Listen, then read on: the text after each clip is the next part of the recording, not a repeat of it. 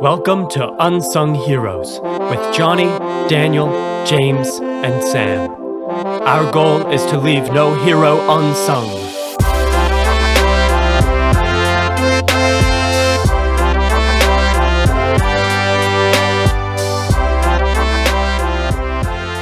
Welcome to the Unsung Heroes podcast. I'm Johnny. And I'm James. I'm Daniel. And I'm Samuel. This week we'll be talking about Thomas Clarkson. And Thomas Clarkson was a well-known abolitionist at his time in Great Britain during the abolitionist movement phase, but he was relatively overshadowed by William Wilberforce. So I want to bring Thomas Clarkson back to the forefront to where I think he really belongs alongside William Wilberforce. So we're going to talk about some amazing things that he did and why I think he is definitely an unsung hero. Yeah, I mean, it sounds like he is an unsung hero if he's been like overshadowed. I feel like that's definitely an aspect to being unsung, right? If you're overshadowed by somebody else. Yeah, definitely. it's one of those classic, like, you know, the sidekick doesn't get as much recognition, you know? Everyone knows Armstrong, but what was about Buzz Aldrin? Aldrin, Yeah, and I think there's a lot of reasons for this. Of course, I could go back and blather on about the history of why this is the case, but part of it is in our popular conception today, there's a lot of media out there about Wilberforce, particularly. I mean, I'm thinking the movie Amazing Grace. It's a great movie about the man, William Wilberforce himself, who was an instrumental part of the abolition movement, partially because he was a member of parliament during that time. So, you know, politics are really interesting, right? So you get a lot of back and forth, and the drama is much easier to build up. Whereas I think Thomas Clarkson, because he wasn't involved in the political side of the abolition movement as much, it doesn't make for maybe as a compelling of a story initially. Yeah. Well, you know what I think? His name wasn't as cool. Yeah, What's his name? Doesn't have the force. Yeah, think about that. His name is Wilberforce. Is that two words, like Wilberforce, or is it like one thing together? It's one word together. It seems like a name made for a movie or a TV screen. It really is. In some ways. This summer, Wilberforce. It was probably like, hey, you heard of those two abolitionists, Clarkson and Wilberforce? And they were like, I don't know the first name you just said, but Wilberforce was awesome. It literally left my mind. Who's that Wilberforce fella? Hey, so James, how did you come across this guy? Yeah, good question. So I've been extremely busy. I don't know about you guys, but exams for my master's program are killing me, and I didn't have a ton of time to prepare, but I took a great course in my undergrad on the Atlantic slave trade and the whole process there. I got to read some great literature and some great books on history on the topic, and so I feel like I have a little bit more of a comfortable shall we say, background in the topic. Again, that's a very small amount relative to an actual historian, but I felt a little more comfortable in this area, and plus, abolition is an extremely interesting topic. I wanted to mention this to you guys. Our political environment today is filled with political movements. I feel like everything right now is involved with creating a new movement of some sort. Whatever political side of the political spectrum you're on, wherever you are politically, our political life is often characterized by these kind of grassroots, get the people involved, get a movement going, hand out flyers, make things viral. That's a huge part of our political process. But what we actually don't realize is that the abolition movement was the very first of its kind. Oh, wow. And what I mean by that is even the idea of, for example, getting pins. You know, we have little pins with political slogans or different candidates we put in our shirts. That kind of thing began during the abolition movement. It was an incredible time in history in which people in grassroots levels were getting involved in a humanitarian push that involved all aspects of society. So I just think it's a really fascinating thing to dive into, and I'm really excited to highlight for you guys a really important figure during this movement. Of course, as a movement that involves a lot of people, it's not just one person. And I think to say that Thomas Clarkson was the man is, of course, an overstatement. It was hundreds of thousands of people all involved in this whole movement. Yeah. But he certainly was a spearhead of a lot of the anti-slavery movement in the colonial British What's era. the time period again? Yeah, so he was born in 1760, and he lived for 86 years, so all the way into the mid-1800s. I think so he has a record now. Yeah, that's right. Yeah, so another person who lived into to old age, and he definitely beat the record. I think the previous record was like 72, so he smashed that out of the park. Yeah. Sorry, Dicey, but I know. Yeah. Didn't have as many kids though, that's for sure. I think I think it'll be a while before she gets beat on that one. So. if ever. I mean, If ever, seriously. If she does get beat on that one by somebody that we talk about, probably their act of heroism will be the amount of kids that they've had. Having 23 kids would be Yeah. the act of heroism. Yeah. That's great. Awesome. So I'll go ahead and dive in, guys, if you're willing. And we'll get we'd into love it. to hear about Absolutely. it. All right. I will briefly set the stage for you guys. But again, I could talk for hours about the historical context of the abolition movement Please and what don't. was going on in the couldn't. world. Yes. So I won't. But needless to say, the slave trade, if you look at databases for the number of slaves that were being taken from Africa and put into places like the North Atlantic region, it reached its height at about the 1770s, 1760s era. Before then, this previous centuries, it kind of matched the general trend of the exchange of goods and services. But at the end of the 18th century, it just reached a massive amount of human cargo being transferred across, unfortunately. And it was just a really tragic time. And this was so to which areas was this? Like Europe mainly, is what you're talking about? No, it actually varied. So Europe, actually, there were much less slaves overall that were taken from Africa to Europe. Of course, it did happen, but most of it was the colonies. Now, again, there are multifaceted reasons for why the slave trade happened the way that it did and the chattel slavery that developed in Europe in this time period. But a lot of it was driven by colonialization because they needed labor. They had a system set up where trade was extremely profitable. One myth about slavery in the Atlantic slave trade was that slaves were really cheap. It's actually not the case. Slaves were very expensive. As a result, because of the distance you had between colonialists who were very involved with the slave trade, particularly in the South, and mainland Europe, it created this incidence in where the Europeans, or particularly British people, did not have as much exposure to slavery as people would in the colonies. So I think sometimes we often ask ourselves in our world today, we look around and see the terrible things that are going on in society, and we ask ourselves, why can't we just stop these things? Or why aren't more people aware of what's going on in different issues? And I think we often look back at the period of slavery and this time, we think, man, like, how could they have let this stuff go on? But you have to remember that the people who were actually hands-on involved in the slave trade itself were usually slavers, the captains of the ships and their crew, and then the people involved with the actual process of transferring the slaves themselves. And that was a relatively very small portion of the population. Yeah. So again, we think about this in our context today, and it makes more sense because we think of the injustices going on around the world, and we think, how are these happening right now?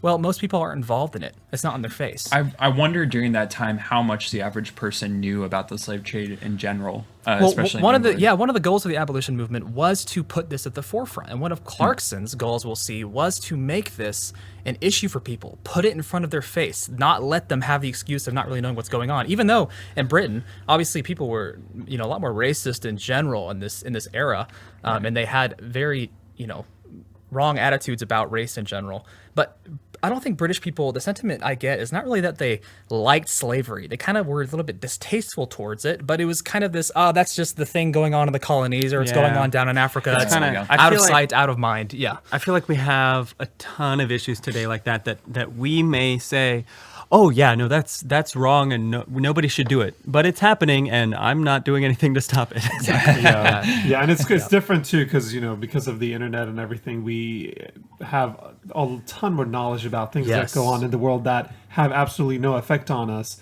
Yep. So how much more so for back then when a lot of people don't even know what's going on. So what you're saying, James, is in Europe, particularly at the time, there were people involved in the slave trade, but the majority of people weren't involved with it, and so they might not have known that much about it. Right. And so the abolitionist movement was trying to make people more aware of it. That was definitely part of their goal. I think, again, people, there were slaves, obviously, in Britain. People understood this. There was this hierarchical level of society where, slaves are less than everyone else, obviously. But the general sentiment among people was, this is we don't really like this. This is gross. We feel like this is wrong, but we'll keep it away from us. It's like, not what really a can you do British about it? problem. It's also it's like too inconvenient to try to take it away. Certainly. you know? And that probably is in the minds of a lot of people. And plus, there was a lot of economic investment. Again, a big debate surrounding the abolition movement in Parliament particularly was, okay, yeah, it'd be nice to get rid of slavery, but that's the way that human society has functioned for its entire history all across the world, and that's a lot of money. They were very worried that their society would collapse because of the economic downturn they would experience. And partially because, I read a great book on this, but other European nations, they would outcompete them if they could still use slaves and Britain couldn't. So there was the moral, battle going on there as well. But So that poses a very interesting moral question, and I think we know the answer to it about slavery, but there's other things we still need to think about, and this is the question. Things that are morally wrong, we shouldn't just accept them because of the finances of it. right. Right. Yeah. We can't take like- the pragmatic view. Everybody can agree. Okay, yeah, sure, slavery was great for the economy, but it's not worth it. I mean, think about how horrible it was. No matter how much money anybody's making off slavery, it still shouldn't happen. Yep. And I think we have a lot of. I'm looking at you, big businesses today. There's a lot of things. There's a lot of things you guys do that, maybe aren't as bad as slavery, but maybe some things that they do are, but I don't, but my point is, you do a lot of things that aren't great, but you say they're fine in the name of money. Right. And to put this in perspective, though, Johnny, it's an interesting point. Interesting stats about the slave trade. Most captains of slave vessels only took about, on average, of all the known captains, 1.5 voyages in their lifetime. Because of how extremely dangerous the trade was, but also because of how extremely profitable it was, they could basically make their entire life's fortune on one successful voyage. Dang, man. That shows you crazy. imagine the incentive. Think, okay, I get through this one time, get my hands dirty, do the deed. I can make a living for several years off one voyage. Yeah. And again, we think, man, that's horrible. But I mean, again, there's a lot of moral issues here, but also think your whole livelihood might be dependent upon the slave trade. And you don't want your kids to starve. You don't want to be in poverty yourself. There's a lot of temptations pulling you away from doing what's right in this instance. So it's important to remember to put yourself in the context of the people living at the time, I think. Yeah. So that's a great discussion to keep having, but I'm going to go ahead and get into Thomas Clarkson's life because we built this up, I think, in a great way right now. Yeah. So let's kind of put our minds in that stage, and we'll go on from there. Yeah. So go ahead and tell us. So you told us he was born, which year was he born again? Yeah, so he was born to Reverend John Clarkson, who was an Anglican priest, on March 28th, 1760. So this is, again, before America was getting its independence. It was getting a little dicey here and there, but, still had the There you colonies go. at the time. Yeah. Clarkson, or Thomas Clarkson, was a bright little boy, went to Wisbech Grammar School. And in 1775, he went to St. Paul's School in London. And then eventually he went to his undergrad at St. John's College in Cambridge. So like his father, Thomas really wanted to go into the church. He was a devout Christian, and he really wanted to continue on this path. But during college, an event happened that would forever change the course of his life. So essentially, he's finishing up his degree. He wants to keep going and starts getting ordained to become a deacon of the Anglican Church. But then he entered an essay writing competition. And apparently he was an incredibly good student, but he wrote an essay entirely in Latin for a Latin essay competition. And he picked the topic, or the topic was given to him. It was in Latin, but it basically was, is it lawful to enslave the unconsenting? Wow. And Imagine that was the that in topic. Latin. Yeah, Imagine so the person who assigned that to him. Oh my gosh. yeah. Again, the Latin education back then was a lot more strenuous than it is for us now, obviously. But this man was just a brilliant writer. Apparently, he was excellent, and he wrote a very good essay. But what he had to do, essentially, because he had to write this essay, he was pretty much ambivalent toward the issue of slavery at that point in his life. But when he actually had to do research for this essay, he got so involved in the process, and his mind began to just be tormented by the things he was learning. And he began to realize, after having wrote this essay, oh my gosh, I don't think this is right. And his essay, again, was excellent. So he won the award. But he began to be convinced in his mind that being for slavery was not the morally right position. And a lot of this had to do, obviously, with his faith and Christian convictions. And he knew that what this whole system in and of itself was corrupt to the core. And so at one point, he's traveling between Cambridge and London, and he writes this in his journal, which I wanted to read this to you guys real quick. But he says, as it is usual to read these essays publicly in the Senate House soon after the prize is adjusted or adjudged, I was called to Cambridge for this purpose. I went and performed my office. On returning, however, to London, the subject of it almost wholly engrossed my thoughts. I became at times very seriously affected while upon the road. I stopped my horse occasionally and dismounted and walked. I frequently tried to persuade myself in these intervals that the contents of my essay could not be true. The more, however, I reflected upon them, or rather upon the authorities on which they were founded, the more I gave them credit. Coming in sight of Wade's Mill in Hertfordshire, I sat down disconsolate on the turf by the roadside and held my horse. Here a thought came into my mind, that if the contents of the essay were true, it was time some person should see these calamities to their end. Agitated in this manner, I reached home. This is in the summer of 1785. So from this moment, right, he dedicates his entire life then to ending the slave trade. So this is something that brings up an interesting question as well, which is that I think there are plenty of people who would have come to the same conclusion as he did if they were given the same assignment. And there were probably a lot of people who lived their lives not thinking much about slavery and just, going on about it. And if they were given the chance to do this kind of research, see the facts of it, they would have said the same thing as him and maybe taken up the abolitionist cause as well. I mean, it's important to remind you guys, like, imagine if someone came today and said, our system of, income inequality. No, I mean, not even that. Anything? I'm saying something that's been there for all of humanity. Like the fact that we have meetings, that is just awful. And you think to yourself, we've had meetings for all of humanity. What's wrong with that? Right. Well, again, remember, slavery had been a integral part of every human society for all of human history. It wasn't something that you thought about on a regular basis. It's easy to let your mind kind of, put it to the side, forget what's going on, out of sight, out of mind. So you're kind of right. When he actually is confronted with the realities of what's going on, particularly in this slave trade, which had accelerated to a level that was not known before, it's easy to see why that could change somebody's mind for sure. Interesting. So, Sam, Yeah. as our local literarian, have you ever had a writing assignment that changed your life? Honestly, I was just thinking about it. I feel like there are times where I go into a specific writing assignment or just in general, and I might be ambivalent towards the topic in general. But as I start going into it, like the more I get interested, the more I read and research about it, and then suddenly I come out of this and it's suddenly a topic that I really care about and suddenly have a strong opinion on just because I've gone through the process of researching and studying. So, I mean, I really relate to what Clarkson has done here. I mean, obviously not to the scale of talking about the abolition of the slave trade, but from a smaller scale, I definitely have been able to relate to this. And do you have any like specific examples or? I'm trying to think of specific ones. So nothing like super life-changing, right? No, not too life-changing. Yeah. I probably for like a weekend, I got all into it and then forgot about it.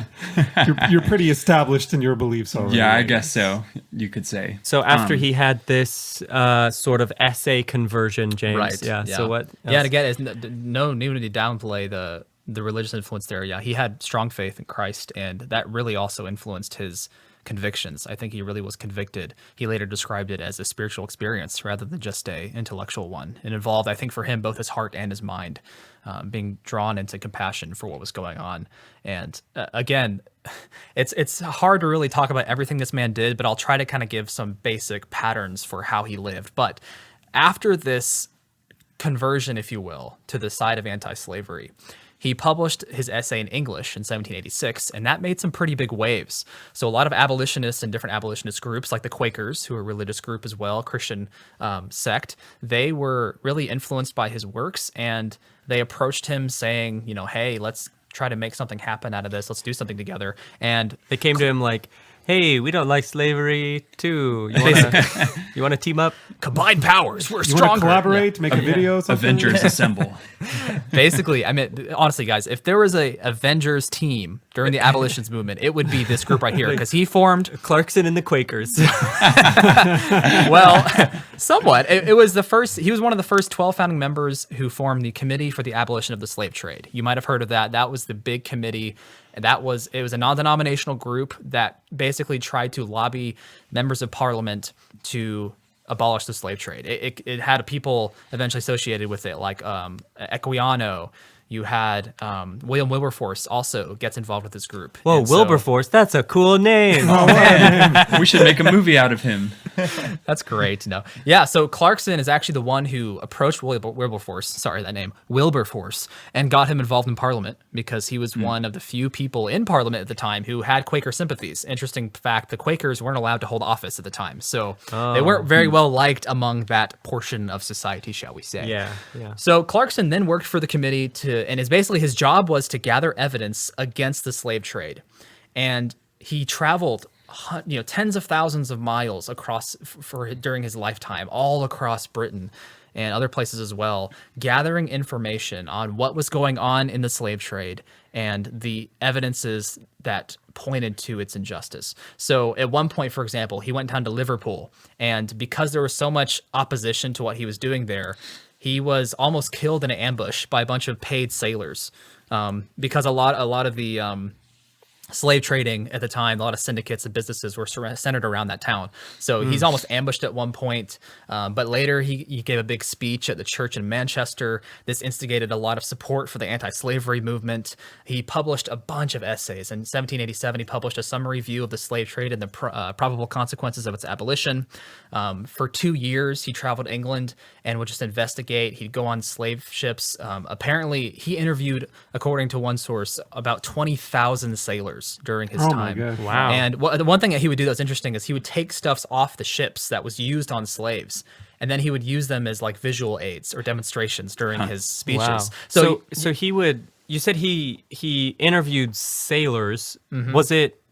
Was he trying to find sailors involved in the slave trade? Yes, basically he was trying to find people. He also interviewed people like surgeons, for example. Usually most slave ships would have a surgeon with them because, again, the I say in quotes, the cargo or the slaves themselves, they were very valuable assets. So they would try to at least have a bare minimum of health care for them to make sure they stay alive through the voyage. Right. Yeah. Oh, But again, they so also sad. they had there's a lot of balancing act going on. They also wanted to make sure that they were as demoralized as possible and as unhealthy as possible without permanently damaging them. I mean, for example, Clarkson would take stuff off the boats. One thing he would take is, this is a very common instrument. If you've seen History Channel, they did a thing on Roots. They redid the movie series Roots, and they have a great episode demonstrating the horrors of what was going on. But they would have a little machine that they would stuff inside a slaver's mouth to force his mouth open, so that they could make him eat food, basically.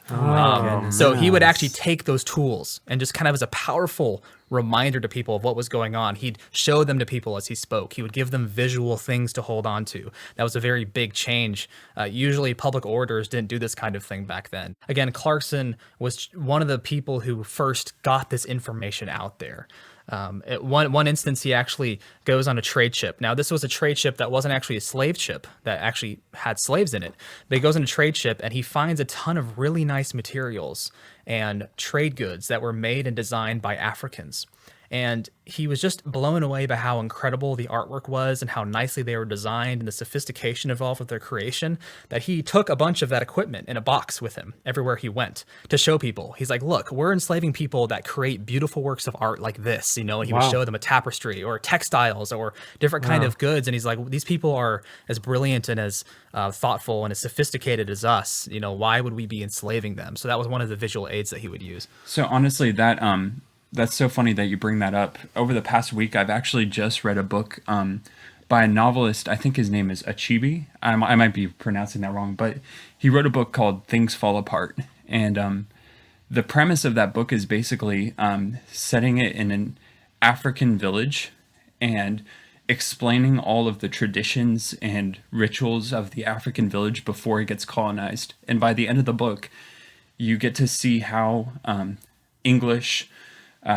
colonists come in and basically transform the culture, and without giving away too much of the ending, basically you witness how they completely misrepresent the culture and transform it into, like, in their eyes, this primitive place, when throughout the entire book you've seen this, you've just seen how they've had actually a highly complex culture with a bunch of traditions and rituals.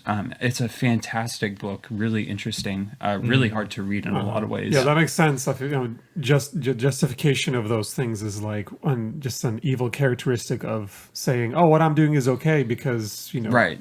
The people or whoever I'm treating are actually not that human. Or yeah, and a lot of these ideas came out of the Enlightenment too. This idea that, well, we're so sophisticated and we've had so much progress scientifically and with our culture, so that in essence makes us better, right? That was the mentality of a lot of Europeans. So when they looked at other cultures that appeared to be, on the surface at least, quote, primitive, right? There was this idea that, okay, that means they're inherently worse than us. Right. Yeah. So this is a very common mentality. That's why Clarkson used these kinds of visual aids, because he's like, look, we say we're so sophisticated, yet they're also creating the same kind of complex, incredibly designed art like we are. I think at a certain point they had to make the argument that they were less sophisticated just so that they could keep slavery. Right. Like they had to hold on to that to justify it. Yeah, absolutely. Yeah. It seems to be a sad reality just throughout history that to mistreat another person, you have to almost look at them as second class. Yeah. And of course, and that happens time and time again. So I'll go on through. I'll skip a bunch of stuff. He does a lot of stuff. He speaks so often. He travels so much, and he just gets burnt out. So he puts so much effort into this. By 1794, he has to take a break. He has a lot of health issues. He has a physical breakdown. He burns out. He goes on a long vacation. Wilberforce gives him a stipend, and he kind of goes silent for several years. And this also was during the time when, France kind of is having a bunch of stuff going on with Napoleon. England gets into big conflict. All of Europe is kind of in a big war, and so any hopes of the abolition movement gaining more ground is pretty much dashed.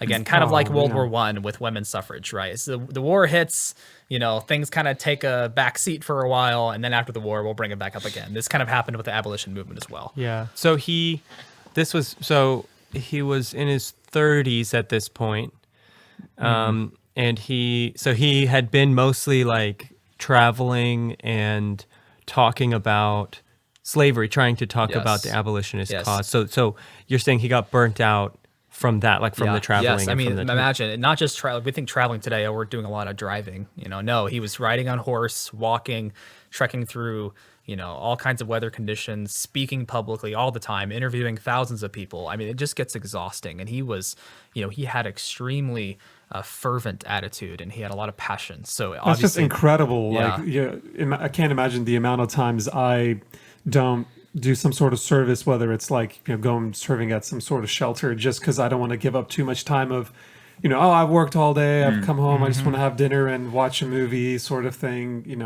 Yep. People like him are just out horseback riding, going here, going there for just days on end, to the point of getting sick over it. Yeah. I mean, that's why one thing I love about this podcast is we're just able to really look up to some of these people. And again, Clarkson was not a perfect man by any means, but it's really inspiring to see the kind of sacrifice that he exhibited. And it's in a way, it's a good reminder for us. Sometimes we like to complain and get down in our circumstances, but there are really some amazing things we could be doing. I think Clarkson represents the type of person that we think, or we wish that we would be if we were in his situation. Right. Yeah. Right. So we think if I was alive during slavery, I would do everything I can to end it.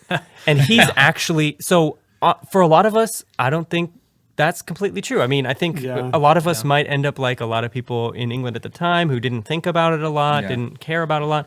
But Clarkson's actually doing that. Yes, absolutely. And I mean, think about how many things are going on in our day and age today that we're not, killing ourselves over because we're trying to change it. So yeah, and I think it's just inspiring to hear about this guy who, even just from like honestly one homework assignment he had, it changed it changed his views so much and his conviction so much that he dedicated, so much of his life to this now. Your homework assignments matter, guys. Yeah. It can be good. And again, it's a great point. I laughed because I don't think most of us would really have been this kind of person in that time period. Because everyone today is like, man, I just want to go back and fight against slavery, right? We all think we would, but I think one thing that studying this time period has taught me is humility, and realizing, we're not really any better than the people back then in a lot of ways. Yeah.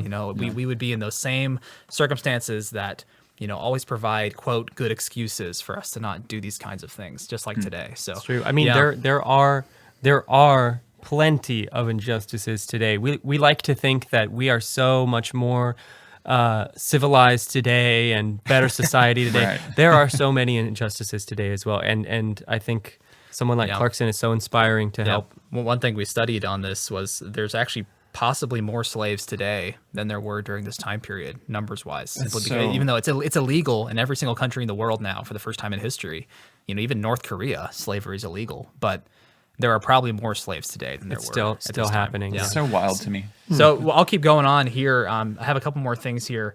So after the war with France, again, he takes a break. He gets married to Catherine Buck. They had one son named Thomas in 1776. Little Tommy Jr. Tommy Jr. Yeah, Tommy Jr. Yeah. Sorry, I got the year there wrong. His first word was Wilberforce. Like, And Thomas Clarkson was like, say that again one more time. Oh, man. Okay, so I'll skip forward some years. 1804, after the war with France, the abolitionists totally redouble their efforts. They go at it full swing. Again, Clarkson gets on his horse and starts at it again. He travels all over Great Britain trying to garner support. And then finally, what year is this again? This is 1804. So he's 44 at this point. Yes, he is. So he seems like he's returned to it with renewed vigor.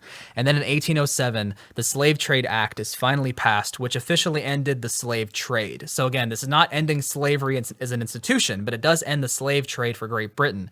Interesting thing about this, if you look at the databases of this, again, this database of slavery that was going on, we have records of this. The number of slaves that were traded hikes to a really high number right before or right after this is passed, because all the people know, it's about to stop. So this is the last voyage we have. And then after that, it's remarkable. The number just plummets to zero in a lot of cases. Again, this is not the same. Latin America is different. The Caribbean and those regions are different. A lot of countries are still practicing it. I think Brazil has slavery until 1880, way later. But at this point, this was kind of like the domino. Once this domino is hit, it just creates a tidal wave, and eventually other countries start following suit. So this isn't so like you said, this isn't ending slavery. It's ending the trade. It's right. making it illegal to go and capture slaves and bring them. Yes, that was a huge part of it. So again, after this point, all slave voyages, we actually still have some records of slavery happening. Again, limited records because it's illegal, but there were some slaves that were traded afterwards, but it's dramatically lower than it was before this. So the United States also follows suit, and they stop the trade as well. Of course, the United States doesn't really have an ability to enforce this policy, so it kind of still happens in a lot of ways. But even after this, though, Clarkson continued to keep campaigning to end it in the whole of Europe. So he actually moves to Paris in 1814. He tries to help make an international agreement to abolish the slave trade. In 1823, he travels to support the Society for the Mitigation and Gradual Abolition of Slavery. And eventually, he and Wilberforce, for the last time, came together to lend support to an ultimate and final abolition of slavery. They're like, let's just end this thing altogether. And then in 1833, the Slavery Abolition Act was passed, and this was what brought upon full emancipation. And by 1838, all across the British colonial empire, slavery as an institution was now abolished.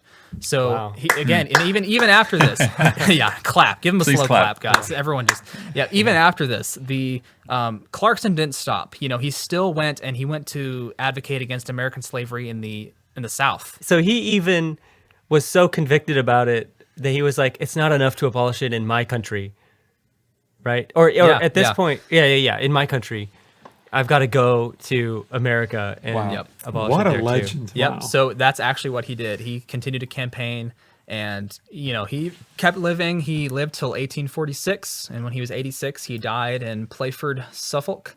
And so again, he's an unsung hero from my perspective because he kind of is overshadowed by a lot of these other figures in abolition. But he did garner a lot of respect, and people honored him afterwards. There's actually a town in Jamaica that's named after him.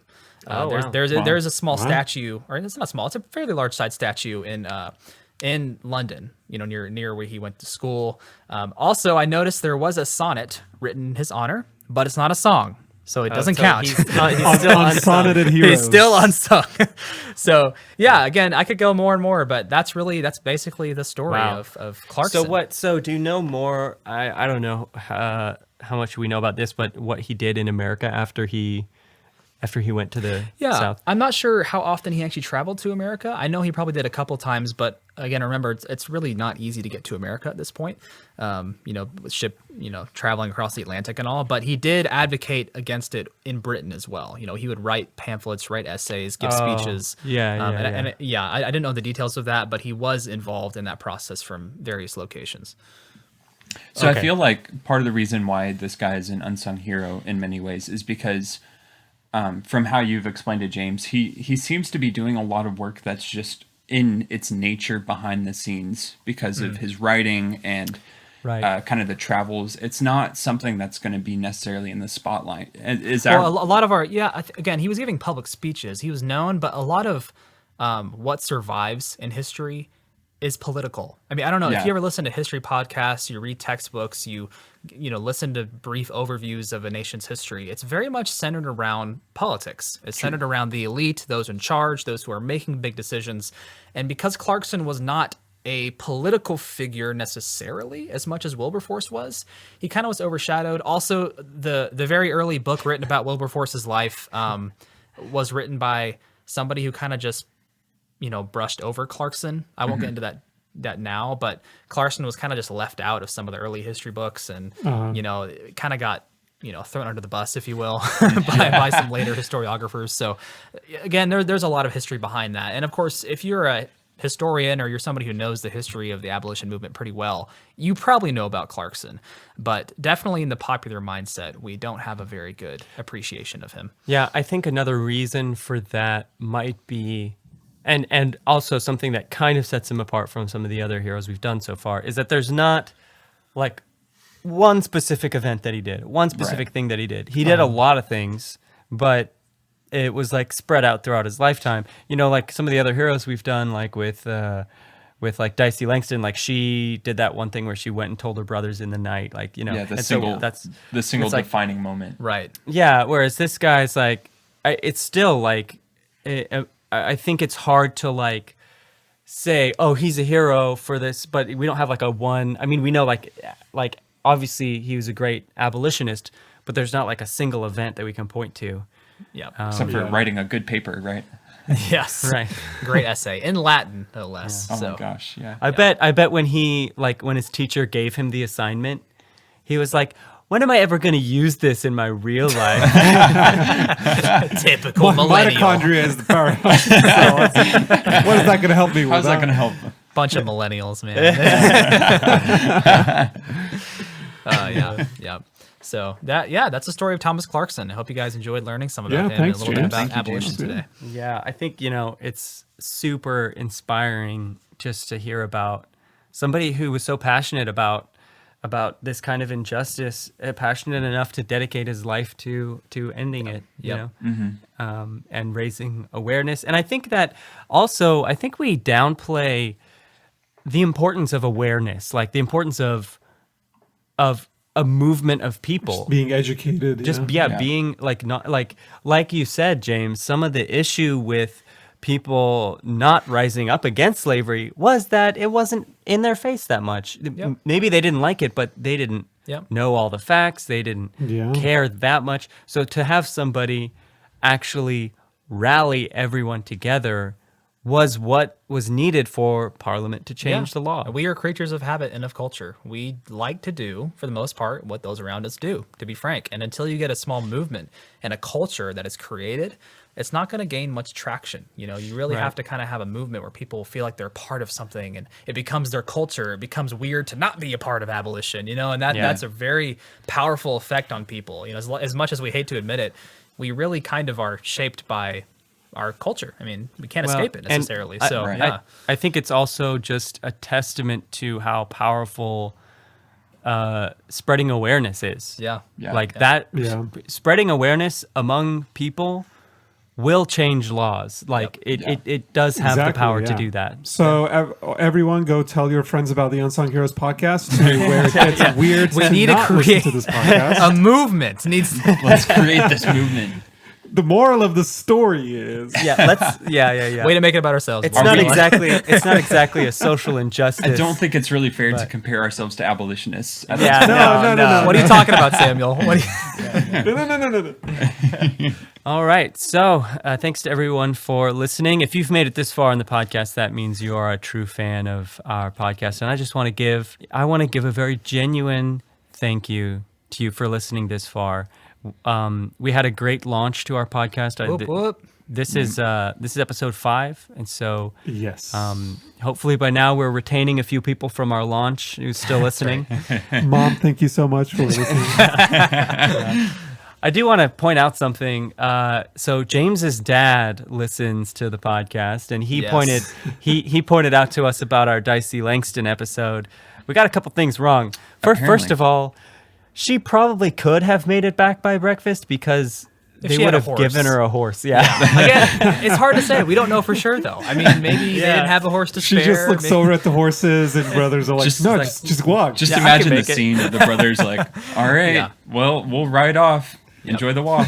Yeah, I think that brings up a good point. I mean, we're not historians. We're going to get tons of things wrong. We're going to overgeneralize things. We're not going to understand the depths of something. So if you have any suggestions, if you have any notes or comments or things you want to correct us on, we are totally welcome and would love to hear you guys' feedback. So please, leave us a note or let us know. Absolutely. And we would love if you go over to our Instagram or our Facebook page, please give us a comment, give us a couple likes, give us a comment, and if you have an idea for an unsung hero, maybe somebody from history that you know of, maybe even somebody in your family who you think is an unsung hero, who is somebody that we could actually research. But who didn't live during World War II. No. Right. I'm kidding. Yeah. If you have a suggestion, please give us a comment, and we will read those. We'd love to take some suggestions from you guys, and if we do end up making an episode about it, we will definitely give you guys a shout out for that. And so now on to the song for this episode about Thomas Clarkson. Very nice. Very nice. Very, very nice. I can't wait to hear the song, lad. He's got a Cockney accent now. What? Okay, all right. We just lost all of our British audience. Unsubscribe. We're so sorry.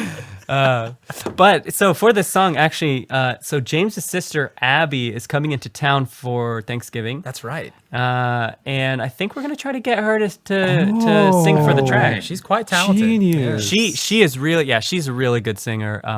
Abby Gilbert, look her up on Instagram. She's on a lot of Instagram. things. She's on follow her on Instagram. She's a really good singer, and so we're gonna try to get her on this track.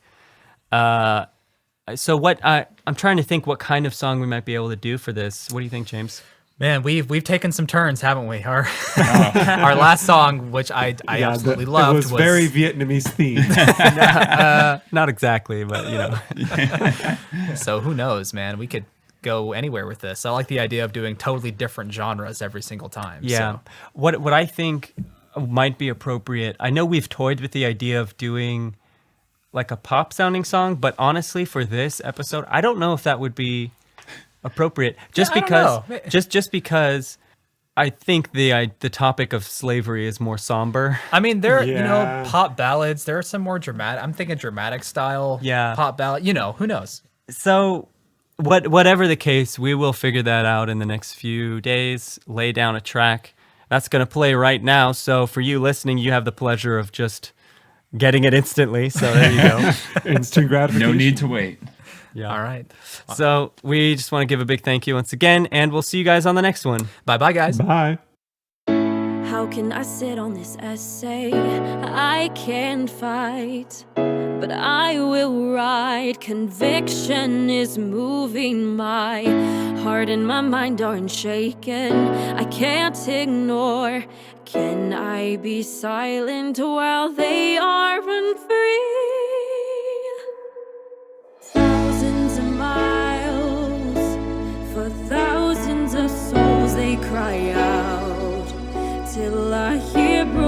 broken chains ring out. I hear broken chains ring out. It's not just your fate to be beaten, abused in this way. We will hear broken chains ring out.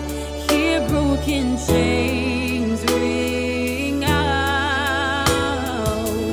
And nothing will stop my decision.